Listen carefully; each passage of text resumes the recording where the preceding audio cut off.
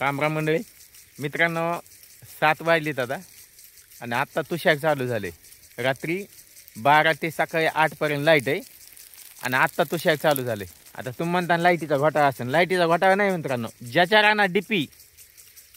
राना डीपी ते मुद्दाम ड्यूट काढून ठेवतात आणि आता म्हणजे शेतकऱ्याला जाणून बुजून त्रास कोण देतं? फक्त शेतकरीचं. आपण म्हणतात ना सरकारने असं केलं तसं केलं.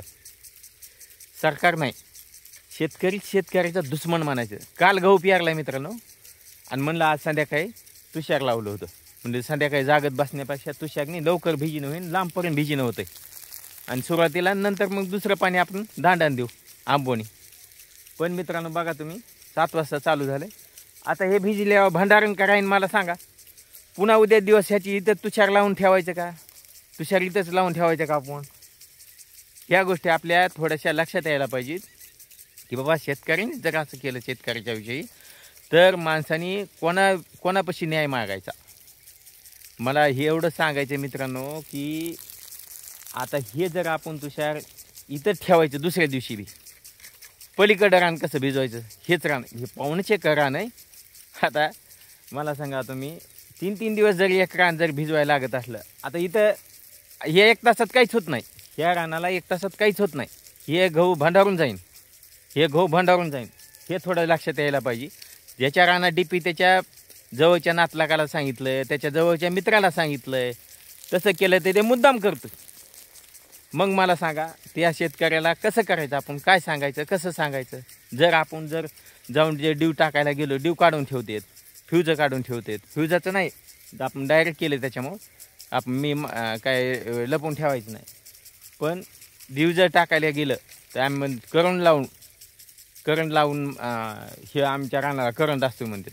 आणि जर असं तसं गेलं तरी म्हणतात आम्ही तुमच्यावर चोरीचा आरोप घालू, केस करू. मला सांगा मित्रांनो, शेतकऱ्याने जर आपल्या शेतकऱ्याविषयी जर असं केलं तर आपण कोणापाशी न्याय मागायचा? आणि जर म्हणले तर नाही म्हणजे ते आरमूट आहे. कसं मग आणखीन कसं सहन करायचं? आता दांड्याने भिजावं लागणार आहे की नाही आपल्याला?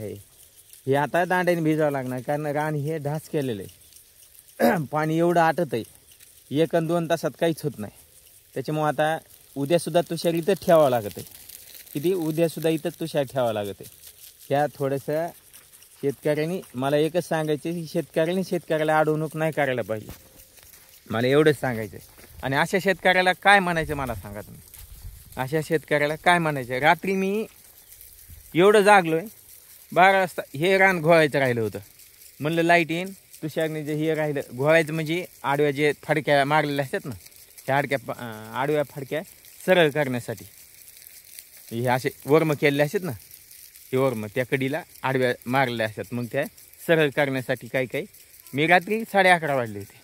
11:30 म्हणलं ते जर भिजलं तर पुन्हा मग सऱ्या आपल्याला नीट करता यायच्या नाही, म्हणून त्याच्यामुळे त्या तशाच ठेवल्या होत्या.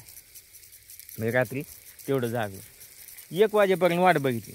1 वाजेपर्यंत म्हणलं तुषार नवीन जागेवर लावलेले, काही उंदरं फिंदरं काही अडकत आहे, मध्ये कचरा नेलेला असतो, कापसाचे काही बोंडे नेलेले असतात, काही झालेले असतात, अडकत आहे.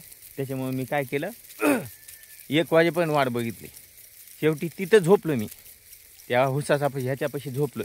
आता लाईट येईन, मग लाईट येईन, हे वाढल्यावर कानापाशी वाढलं की उठता येईन, हे होईन म्हणजे हे करता येईन. पण लाईट टाकली नाही. आत्ता 7 वाजता 7 वाजलेत बरोबर, 7 वाजता टाकली. मला सांगा मित्रांनो कसं काय करायचं? कोणापाशी न्याय मागायचा? तुम्ही म्हणता न्याय कसं काय म्हणायला? पण मग न्याय मागायचा कोणापाशी?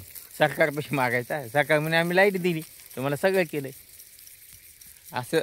अशी परिस्थिती शेतकऱ्यांनी. आता इथं रस्त्यावर आहे, सगळं कळत आहे. त्यांनी पेरलं आहे मुद्दाम खोडसाळपणा म्हणा किंवा काय म्हणा. ऊस लावायच्या टायमाला सुद्धा असंच करतात. कोणत्या पिकाच्या टायमाला जर माहीत झालं की ह्याला पाण्याची गरज आहे, मुद्दाम ह्या खोडसाळपणा करायचा. मला सांगा कसं काय करायचं ह्या शेतकऱ्यांनी? म्हणजे ह्या शेतकऱ्याविषयी काय म्हणायचं? ह्या शेतकऱ्याला काय म्हणायचं? चांगुलपणा म्हणायचा किंवा कोणता काय म्हणायचं? ह्या शेतकऱ्याला नाव काय द्यायचं? तुम्हीच मला कमेंटमध्ये सांगा मित्रांनो.